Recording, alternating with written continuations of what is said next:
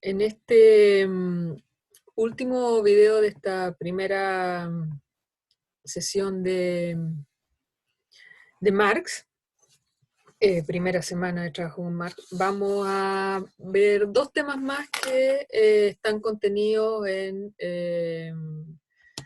los manuscritos de Economía y Filosofía.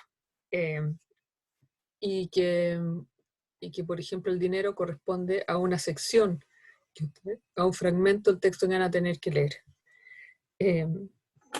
Habíamos visto el tema de la alienación del trabajo recién. El análisis que hace Marx del dinero también es central, ¿ya?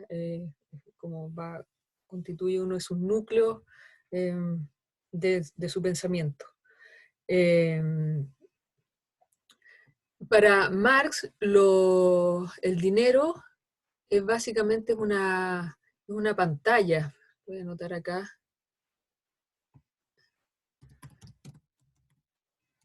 O un biombo, ¿cierto? Un biombo, ¿sabes lo que es cuando uno, por ejemplo, va al doctor y se tiene que cambiar de ropa, qué sé yo, hay algo que divide, ese es el biombo, ¿cierto?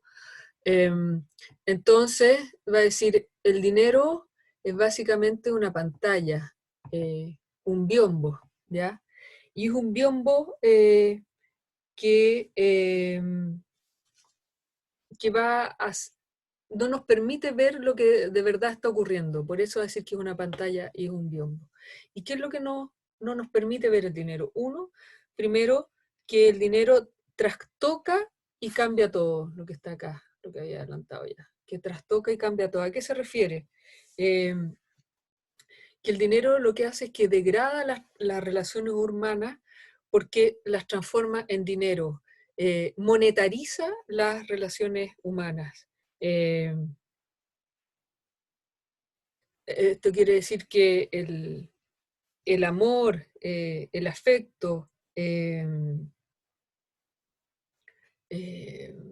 ya no deja de ser el vínculo, la razón por la cual nos relacionamos con los otros, sino que pasa a serlo el dinero, ¿ya?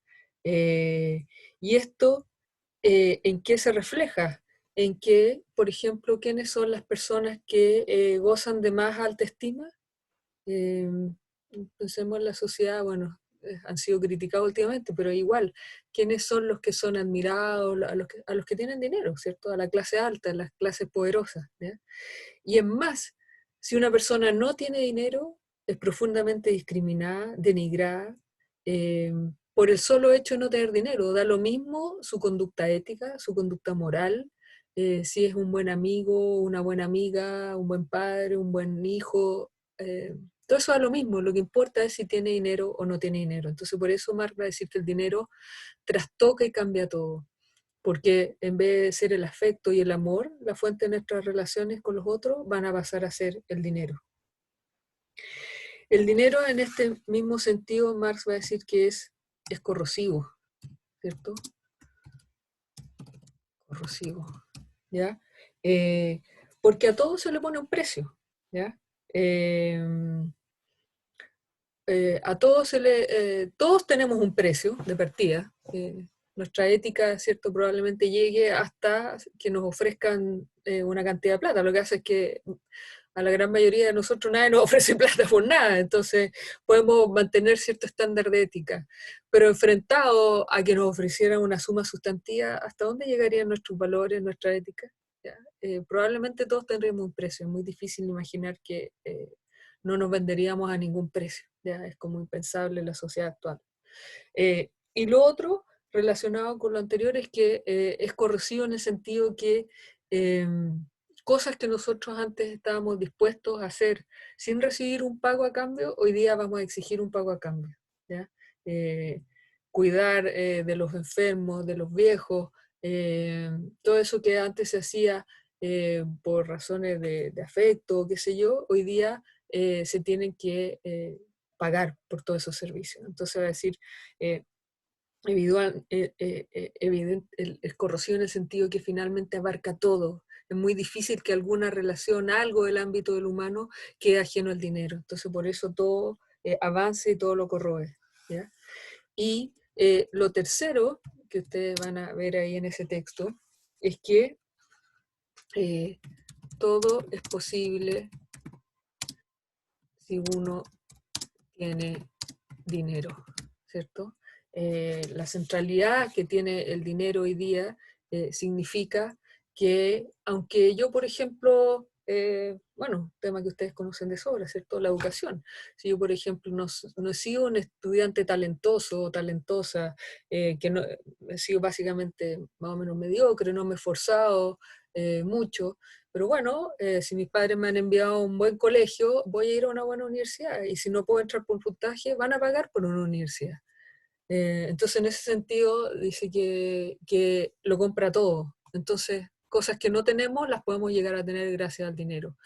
Y lo contrario, podemos tener una serie de cualidades, pero si no tenemos dinero, no tenemos nada, ¿cierto? Pensemos nuevamente en la educación. Pueden ser ustedes estudiantes de mucho esfuerzo, de buen logro académico, pero si no hay dinero, eh, pueden quedar, ¿cierto? Como decían los prisioneros, pateando piedra, y eso Chile lo ha visto claramente y sabe bastante eso. Entonces, eh, en ese sentido, el dinero sería una pantalla que no nos deja ver todo esto, cómo ha invertido las cosas, cómo las relaciones humanas, cómo las corroe, eh, y cómo da valor a las personas solo en cuanto a su dinero.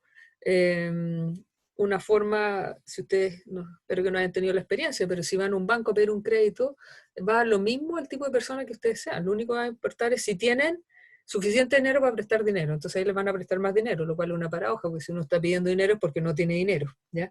Entonces esa lógica del banco, de cómo nos evalúa el banco para darnos un crédito, es la lógica que predomina en la sociedad. Lo segundo, el Estado liberal, ¿ya? Y con esto se refiere a la distancia que hay entre los derechos políticos versus sociales, por decirlo en lenguaje hoy día. Marx evidentemente no lo dice así. Eh, tenemos que el Estado, ¿cierto? El Estado-Nación propone una serie de derechos universales en cuanto a ciudadanos y ciudadanas, ¿cierto? Que es la igualdad, la libertad, la propiedad privada, la libertad de expresión, el derecho a voto, etcétera. Y a nivel de las leyes, ¿cierto? De las constituciones, somos todos iguales. Pensemos incluso en la Constitución del 80, somos todos iguales, ¿cierto? Eh, y establece una serie de garantías y asegura una serie de cosas y de derechos que tendríamos todos, ¿ya? Eh, pero, ¿qué es lo que va a decir en Marx? Que va a decir, bueno, todos esos derechos operan en un mundo ideal y real, ¿ya? Eh, porque en el papel somos iguales, pero en la práctica todos sabemos muy bien que no es así, ¿cierto? Que tiene que ver con el dinero que tenemos, la cantidad de derechos, si son reales o no, tiene que ver con el género, tiene que ver con la raza, si tenemos alguna discapacidad, suma y sigue. O sea, hay una serie de factores reales que afectan nuestros derechos. Y además, el discurso es uno, y después la bajada en el discurso se dice que todos tenemos derecho, por ejemplo, a salud, y hoy día sabemos, es obvio, siempre lo sabemos, pero ahora es más evidente que no es así, ¿ya? O con unas desigualdades brutales, digamos, en salud, en educación, etc. Entonces hay una diferencia muy grande entre los derechos políticos y los derechos sociales. Entonces Marx va a decir, no tiene nada que ver lo que se dice en el papel con lo que enfrentan los trabajadores, más encima con lo que vimos antes, ¿cierto?, del trabajo alienado. O sea, ¿qué tiene que ver cuando tú le dices que somos todos iguales y el derecho a voto, ir a votar una vez cada cuántos años por un personaje? ¿En qué le cambia la vida a la persona que está trabajando de esa manera alienada, que está siendo explotada, etcétera? No le cambia nada. Bueno, eso es lo que está criticando. Entonces, y además dice estos derechos, en tanto individuales, lo que hacen es reforzar el individualismo, que va absolutamente contrario a lo que piensa Marx, porque destruye, atenta con nuestro ser social. Nosotros los seres humanos somos seres sociales, nuestra referencia es la comunidad, es el otro, ¿ya?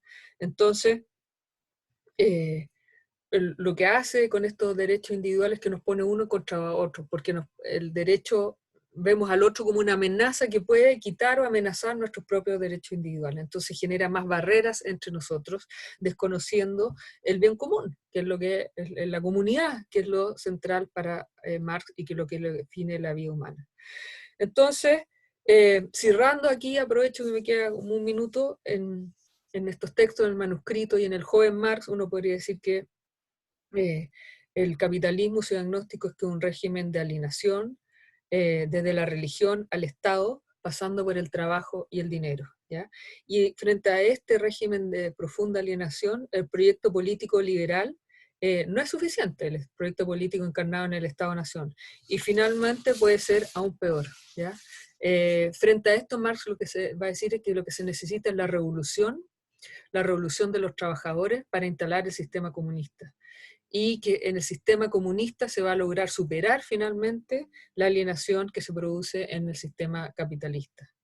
Y va a decir que el comunismo no va a ser logrado por los intelectuales, acaso crítica al socialismo utópico francés, sino que por los propios trabajadores. Marx va a ser uno de los primeros, o el primer gran teórico importante en decir la revolución para liberar a toda la sociedad, no es de los intelectuales, sino que los trabajadores. Los trabajadores tienen que liberarse a sí mismos, y al liberarse a ellos mismos nos van a liberar a todos. ¿Ya? Eh, en ese sentido su crítica muy fuerte al idealismo y a la filosofía, a pesar de que él mismo es filósofo. Entonces, que está inscrito, y lo otro es que el comunismo no se va a lograr así por filantropía o por buenas intenciones, sino que se logra a través de la lucha. Va a haber sangre, sudor y lágrimas, va a haber revolución. Y esa sangre, sudor y lágrimas vamos a ver después que es un elemento importante en el pensamiento de Marx para lograr efectivamente el comunismo. Y entonces tiene que haber revolución social, no es solo una transformación gradual o qué sé yo. Y por último decir que todo esto hace honor a lo que está escrito en la lápida de Marx, que es la 11ª tesis de Feuerbach, en uno de sus textos, que dice: los filósofos no han hecho más que interpretar de diversos modos del mundo, pero de lo que se trata es de transformarlo. Y ese es el llamado que hace Marx.